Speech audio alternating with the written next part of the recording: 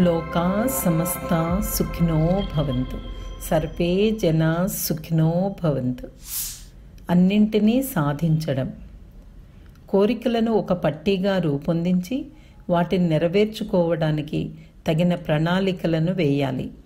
మొదటి దానిని తీసుకుని లోతుగా ఆలోచించి దాన్ని నెరవేర్చడానికి ఒక ప్రణాళికను రూపొందించండి. కోరికలను ఒక్కొక్కటిగా ప్రయత్నిస్తే తప్పక విజయం చేకూరుతుంది. సాధ్యం కావనుకునే కోరికలను పోషించడం నిరుపయోగం. వాటి వలన మనోబలం లోపించి ఏకాగ్రతను కోల్పోతారు.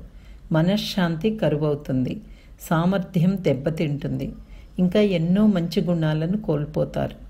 చిరాకు, కోపం మనస్సును ఆవహిస్తాయి.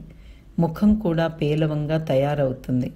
విశ్లేషణ మరియు ఆత్మ పరిశీలన సమర్థవంతంగా చేస్తే సహజమైన మంచి గుణాలన్నింటినీ తిరిగి పొందగలుగుతారు. ఏదైనా సాధించగలననే ధైర్యం, ఆత్మవిశ్వాసంతో మనస్సు నిండిపోతుంది. ఉన్నత గుణాలైన ప్రేమ, దయ, సహనము మనస్సులో వికసించినప్పుడు మనస్సు విస్తరించడం ప్రారంభిస్తుంది. విజయం తప్పకుండా లభిస్తుంది. తత్వజ్ఞాని వేదాద్రి మహర్షి.